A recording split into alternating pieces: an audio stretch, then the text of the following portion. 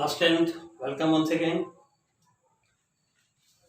देखिए, दरअसल वीडियो जाने में थोड़ा विलंब हो रहा है। इसके पीछे रीज़न ये है कि जनवरी 28 को हम लोग हाई स्कूल के एग्ज़ाम दिए थे, लेकिन जब मई में जब रिजल्ट निकलने का समय आया तो गवर्नमेंट ने उस एग्ज़ाम को ही कैंसिल कर दिया। और इधर लास्ट हफ्ते के शुरुआत में उसने अनाउंस किया कि हम फिर से एग्ज़ाम लेंगे, और उसके लिए उसने शेड्यूल जारी कर रखा है 9 सितंबर टू 21 सितंबर, और पहली बार ऑनलाइन एग्ज़ाम लेगा। और हम लोग तो पहली बार ऑनलाइन एग्ज़ाम देंगे, तो थोड़ा सा उधर प्रिपरेशन के चलते समय नहीं मिल पा रहा है। मेरा एग्ज़ाम नेक्स्ट वीक में है, तो एक बार एग्ज़ाम क्लियर हो जाता है उसके बाद से तो फिर समय आप ही का है, इसलिए चिंता करने की बात नहीं है। तो हम लोग अपना पढ़ते भी रहेंगे, थोड़ा सा समय निकाल करके बनाना पड़ रहा है, समझ लीजिए ऐसी हाल है। फिर एक बार जब एग्ज़ाम ख़त्म हो जाता है उसके बाद तो फ्री टाइम है, तब तो कोई चिंता की बात ही नहीं है। फिर तो बहुत सारा मेथड चेंज भी हो जाएगा, बताएंगे भी आप लोगों को। तो आइए, अगला टॉपिक है रीजनरेशन। अब ये रीजनरेशन क्या है? रीजनरेशन दैट मीन्स समझिए कि एक तरह से पुनर्जन्म है। रीजनरेशन की जब भी बात चले तो ऐसा सोचना है कि कोई एक ऑर्गेनिज्म है। संयोग देखिए, मान लीजिए ये ऑर्गेनिज्म था, ऐसा संयोग बना कि ये कट गया। इस सोचिए कि ये टुकड़ा को आप बाहर निकाल लेते हैं, और इसके अंदर ऐसी कैपेबिलिटी है कि आगे चल करके ये पूरे के पूरे को डेवलप कर लिया। तो अगर ये ऐसा कैरेक्टर है उसके अंदर, तो इस प्रोसेस को हम कहते हैं रीजनरेशन। यानी कि इसमें ऑर्गेनिज्म का अगर मान लीजिए कोई पार्ट हो गया, तो that each part is able to make the whole organism itself. यानी वो छोटा सा हिस्सा ही डेवलप करके अपने आप को क्या करेगा, पूरा ऑर्गेनिज्म बना सकता है। और मल्टीसेलुलर में ऐसा संभव ही नहीं है, क्योंकि मल्टीसेलुलर का जो जीवन है वो कई स्टेज में है। सेलुलर स्टेज है, फिर टिश्यू लेवल है, फिर ऑर्गन लेवल है, ऑर्गन सिस्टम लेवल है, बहुत कई लेवल्स में बटा है। तो उसके अंदर ये ऐसा संभव नहीं है, क्योंकि दरअसल ये पार्ट जहां कटता है वहां पर बहुत सेल एक साथ बनते हैं, और जिसको बॉल ऑफ सेल्स कहते हैं। और ये सेल फिर जहां जहां जो बनाना होता है वो जाकर के उस टिश्यू को निर्माण कर देते हैं। फिर वो टिश्यू, क्योंकि ये टिश्यू लेवल तक इनका बॉडी ही रहता है, तो जहां कटा वहां पर बहुत सारे सेल धीरे धीरे बनने शुरू हुए, और फिर वो सेल जो है अरेंज होकर के टिश्यू बना दिए, और इस तरह उनका बॉडी बन जाता है। ये जब भी चलेगा बात, तो याद रखिएगा इसका एग्जाम्पल प्लानेरिया, और साथ में हाइड्रा भी। हाइड्रा को बॉडी में आप पढ़े थे, लेकिन हाइड्रा इसका भी एग्जाम्पल है। तो इसमें एग्जाम्पल ज्यादा पूछता है कि प्लानेरिया में कौन सा मेथड होता है, तो याद रखिएगा रीजनरेशन। या कभी पूछता है कि हाइड्रा में कौन कौन से मेथड हो सकते हैं उनके रिप्रोडक्शन में, तो याद रखिएगा पहला बडिंग और दूसरा होता है रीजनरेशन। ठीक है। एक चीज और है, कभी कभी ये भी पूछता है कि कैसे वो कर लेता है, तो वहां बताइएगा कि वहां पर जो है इनके अंदर इनका जो सेल जो प्रोडक्शन का जो कैपेसिटी है वो वेरी फास्ट है, और बहुत फास्ट होने के चलते वो बहुत सारे सेल्स को फटाफट बनाता है, और सारे सेल के ग्रुप को हम लोग बॉल ऑफ सेल्स कहते हैं।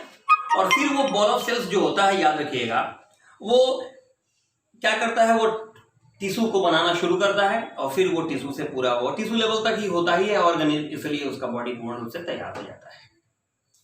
इसमें और कुछ ज्यादा विशेष जाना नहीं है। देखिए, मेरा कहना जो मैं तो हमेशा कहता हूं कि जितना हमारे जरूरत का है हम उतना जानेंगे, जब सिलेबस पूरा हो जाए उसके बाद जो जानना हो जानते रहेंगे। अब इसके बाद आएगा नाम फ्रैगमेंटेशन।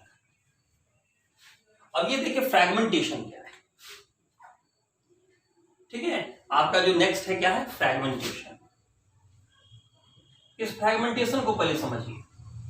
फ्रैगमेंटेशन समझिए कि जस्ट लाइक फीजन, बिल्कुल जो फीजन में आप पढ़े थे, अमीबा वाला, ठीक ना, लिस्वानिया वाला, प्रोटो ये मैंने आपका पैरामीशियम या प्रोटोजोआ ग्रुप जो था, जस्ट उसी की तरह होता है।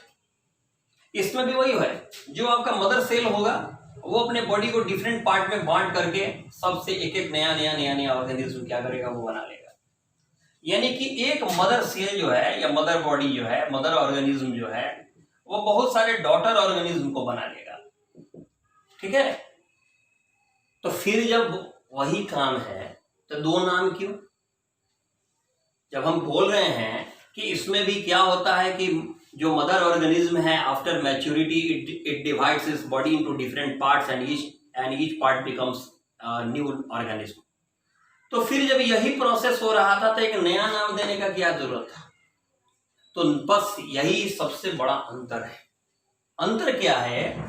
फीजन को हमने पढ़ाते वक्त बताया था कि fission takes place in unicellular organism, और याद रखें फ्रैगमेंटेशन होता है मल्टी सेल्युलर में, मल्टी सेल्युलर। बस ये सबसे बड़ा अंतर है कि fission takes place in unicellular organism and the same thing takes place in multicellular organism. This is called fragmentation. याद रखिएगा, fission होता है यूनिसेलुलर में और फ्रैगमेंटेशन होता है मल्टीसेलुलर में। अब इसके एग्जाम्पल जो हमेशा बता रहे हैं कि एग्जाम्पल जानना सबसे ज्यादा जरूरी है, और इसके एग्जाम्पल बहुत बार पढ़े हैं आप, एस्पाइरोगाइरा, ठीक है। सी एनिमोन भी होता है, सी एनिमोन। तो सी एनिमोन और स्पाइरोगाइरा दोनों के दोनों एग्जाम्पल हुए किसके? तो फ्रैगमेंटेशन। तो अभी तक आप 5 पढ़े हैं, ध्यान दीजिएगा। पहला आप पढ़े थे क्या? फिजन, इसका पढ़े थे बाइनरी और मल्टीपल। मल्टीपल का एग्जाम्पल याद आ रहा है? प्लाज्मोडियम, जो क्या फैलाता है? मलेरिया। कैसे जाता है? फीमेल जो है वो आपका एनोफिल के द्वारा। अब उसके बाद हमने सेकंड बताया था बर्डिंग, उसमें क्या बताया था? आउटग्रोथ, मैच्योरिटी के बाद आउटग्रोथ निकलेगा, धीरे धीरे वो भी बड़ा हो जाएगा, मैच्योर जब वो भी सब ऑर्गेनिज्म ऐसे ऑर्गेनिज्म का सब टोटल बन जाएगा उसके अंदर, तो वो सेपरेट हो जाएगा। ईस्ट उसका एग्जाम्पल था, और ईस्ट में स्पेशली हमने बताया था कि ईस्ट में सब डिवीजन साथ में मिलते जाता है, एक बड़ा सा खानदान पूरा बस्ती बना लेता है। उसके बाद हमने बताया आपको क्या? स्पोर फॉर्मेशन, सिस्ट बहुत इंपॉर्टेंट चीज था उसमें, जो हमने बताया कि, और मेन कहाँ किस चीज में होता है? तो नॉन फ्लावरिंग प्लांट्स में होता है। और एक तरह से क्या है वो? माइक्रोस्कोपिक रिप्रोडक्टिव सेल है। ये वर्ड एकदम जुबान पर आना चाहिए, multi cellular reproductive organism, sorry microscopic cellular organism, sorry microscopic reproductive cells, ठीक है। अब भाई इसके बाद आपने पढ़ा क्या? इसके पहले पढ़ा था क्या पढ़ा था? रीजनरेशन, और अभी पढ़ रहे हैं फ्रैगमेंटेशन, ठीक है।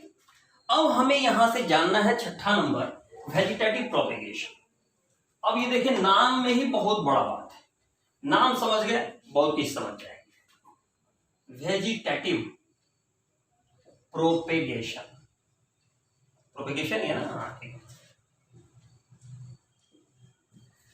वेजिटेटिव, एक बात याद रखिएगा, एक पौधे का, प्लांट का 2 पार्ट होता है। एक को कहते हैं रिप्रोडक्टिव पार्ट और दूसरे को कहते हैं वेजिटेटिव पार्ट। रिप्रोडक्टिव पार्ट में क्या आएगा? फ्लावर आएगा। तो फ्लावर आएगा तो मतलब आगे का कहानी इसी से हो जाएगा, सीड इसी से बना है।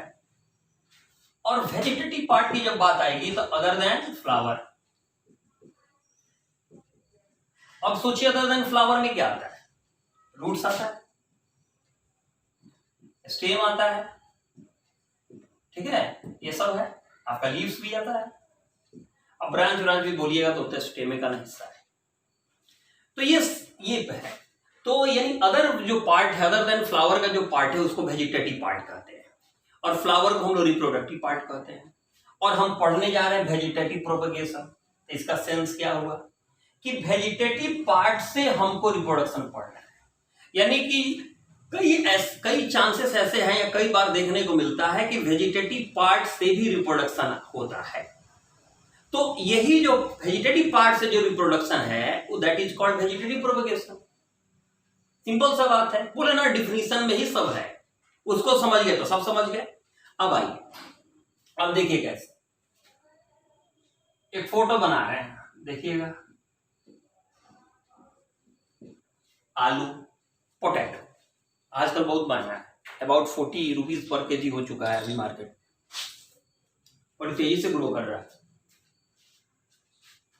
अब आइए, क्यों? क्योंकि लास्ट टाइम है, बस अब सेशन एंडिंग है उसका, इसीलिए। अब देखिए कभी अब पूरा अगर आप पोटैटो के खेत में गए होंगे तो उसका छोटा छोटा पौधा होता है, जब उसको उखाड़ते हैं लोग तो इतना बड़ा बड़ा बड़ा बड़ा करके बहुत सारा आलू उसमें उसके जड़ में, जैसे मान लीजिए ऐसा पौधा होगा ना अबाउट, इसके जड़ में ऐसा ऐसा ऐसा सब जुड़ा हुआ रहता है, ठीक है, ऐसा जुड़ा हुआ रहता है। अब एक निकाल लिए, सब उसमें से निकाल के आलू रख लिया जाता है, फिर ये प्लांट तो फालतू का चीज है, उस वक्त उसको फेंक दिया जाता है, फिर वो खेत में ही सड़ गल जाता है, खाद बन जाता है। तो ये आलू हो गया। अब आलू जब हम पोटैटो का जाते हैं अगर फार्मिंग करने, तो ये नहीं समझना है कि आलू को एक एक करके लगाएंगे, ऐसा नहीं है। या आलू का सीड भी मिलता है, अब सीड जब डालेंगे वो जमेगा, फिर उसको लगाएंगे, उससे जब तक ये क्रिया होगी तब तक ये कुछ बड़ा हो चुका है, उसका पौधा बहुत बड़ा हो चुका है। कैसे? तो देखिए, अब इसको कट करना रहता है, मान लीजिए हम चाकू से ऐसे कट कर दिए, ऐसे कट कर दिए, ऐसे कट कर दिए, ऐसे कट कर दिए, अब देखिए कितना टुकड़ा बन गया। आप ऐसे भी कर सकते थे, अगर इधर आई पार्ट दिखाई दे तो सबको अलग अलग कर लीजिए। अब देखिए 1 2 3 4 5 6 7, यहाँ 7 टुकड़े हो गए, 7 पार्ट्स हो गए, या कह सकते हैं 7 न्यू प्लांट के लिए उपाय हो गए। तो जो ये देख रहे हैं आप, इसको ट्यूबर बोलते हैं। ट्यूबर दरअसल क्या है? वो जो है मॉडिफाइड स्टेम है। हर ट्यूबर जो होता है वो मॉडिफाइड स्टेम होता है। मॉडिफाइड स्टेम क्यों बोल रहे हैं? क्योंकि स्टेम का जो काम है उससे हटकर ये काम कर रहा है। हटकर क्या काम कर रहा है?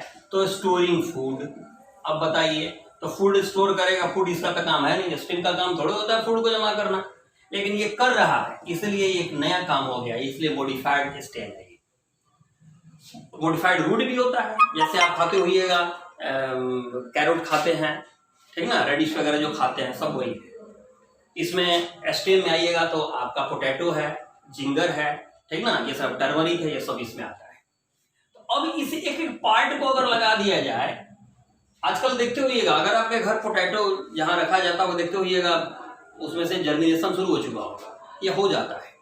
तो सब एक एक हिस्से को निकाल करके खेत, मान लीजिए खेत है, सबको एक एक करके एक टुकड़ा यहाँ लगा दो, एक टुकड़ा यहाँ लगा दो, यहाँ दूर दूर लगाते जाओ, सोच लीजिए सब ऐसे ग्रो करके इसी तरह का पौधा तैयार हो जाएगा, सब में हो जाएगा।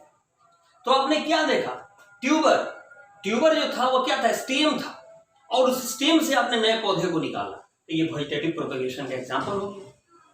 उसी तरह देखिए, ये जैसे आप गुआवा के पौधे को देखे होइएगा, अगर देखे होंगे जानते होइएगा, आजकल तो गुआवा मिल रहा है मार्केट में, बहुत अच्छा चीज है, खाइएगा, खूब खाइएगा, क्योंकि ये बहुत अच्छा विटामिन सी का सोर्स होता है, ठीक है, खाना चाहिए, कस के खाइए, इम्यूनाइजेशन बढ़ेगा।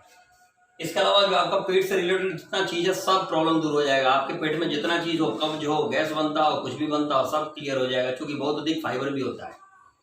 अब देखिए, तो ये विटामिन, ये गुआवा जो है, गुआवा का जो पौधा है, इसके जो जड़ होते हैं, रूट्स, वो दूर दूर तक फैलते हैं, और इनमें कैपेसिटी होती है, इसी में से एक नया पौधा निकलना शुरू हो जाएगा, मिट्टी के अंदर से निकल जाएगा, कहीं कहीं कहीं कहीं।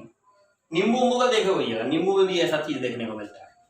तो ये सब जो है, ठीक ना, तो ये क्या है? इसके रूट से हम लोग तो ये नहीं समझते हैं, सीड ना तो फ्लावर, रिप्रोडक्टिव पार्ट तो ये है, तो ये रूट से निकल रहा है, इसके जड़ से नया चीज निकल रहा है। तो अब सोचने वाली बात है, ये तो रिप्रोडक्टिव पार्ट है नहीं, तो अदर देन रिप्रोडक्टिव पार्ट से ये ग्रो हो रहा है, तो इट इज एग्जांपल ऑफ क्या? Vegetative propagation. तो वेजिटेटिव प्रोपगेशन में इस बात को याद रखना है कि बहुत से ऐसे प्लांट हैं जो अपने अदर देन रिप्रोडक्टिव पार्ट्स के वो ग्रो कर, नए पौधों को ग्रो करने की क्षमता रखते हैं। जैसे कि एग्जांपल है ब्रायोफिलम का, ठीक ना, ब्रायोफाइलम का एग्जांपल है। क्या एग्जांपल है? तो देखिए, इसका जो पत्ता है, लीव्स जो है, जब ये कांटेक्ट में आएगा मिट्टी के, तो इस हिस्से से नया पौधा निकलना शुरू हो जाएगा, अलग अलग हिस्से से अलग अलग पौधा ग्रो करने लगेगा। अब आप बताइए, उसे छोड़िए, मनी प्लांट का नाम सुने होइएगा, लोग लगाते हैं मनी प्लांट। उस मनी प्लांट के एक स्टेम तोड़ लीजिए, लेकर अपने घर लगा लीजिए, लग जाएगा। तो क्या है ये डिफरेंट, कोई लीफ से, कोई स्टेम से, कोई रूट से ग्रो कर रहा है। तो ना इसमें सीड लगाने की जरूरत है, ना इसमें कोई रिप्रोडक्टिव पार्ट लगाने की जरूरत है, फिर भी ये ग्रो कर रहा है। तो this type of reproduction is called vegetative propagation या वेजिटेटिव रिप्रोडक्शन। अब इस टेक्निक को हमारे, आप तो जानते ही हैं, मनुष्य तो दुनिया में सबसे तेज है, वो तो छोड़ेगा नहीं। कोई भी चीज अगर फायदे का दिखाई दे तो उसको एक नया रूप देगा ही और उससे फायदा उठाएगा ही, ठीक ना। तो मनुष्य ने क्या किया, उससे एक अलग ढंग का एक उपाय किया और अपने से उसने न्यू टेक्नोलॉजी को निकाला, जिसको कहते हैं artificial propagation. Artificial propagation of, ठीक ना, ये रिप्रोडक्शन का, ये प्लांट्स का, ये जो कहना है। अब चलिए, इसमें उसने 3 नियम लिया। एक नियम उसने बनाया कटिंग का, एक बनाया उसने क्या लेयरिंग का, और एक बनाया ग्राफ्टिंग का, ठीक है। तो ये तीनों का नाम उसने तीन अलग अलग मेथड बताया। अब ये तीनों मेथड थोड़ा सा अलग है। और एक अन्य मेथड बनाया जिसको कहते हैं माइक्रो प्रोपेगेशन। माइक्रो प्रोपेगेशन, जिसको आम भाषा में कहा जाता है टिश्यू कल्चर। टिश्यू कल्चर, ठीक है। तो आर्टिफिशियल प्रोपेगेशन और अलग है इससे माइक्रो प्रोपेगेशन। ये 2 टॉपिक फिर हम नेक्स्ट वीडियो में बताते हैं, क्योंकि ये थोड़ा बहुत बड़ा टॉपिक है और बहुत बढ़िया से समझना पड़ेगा। Okay bye, good night.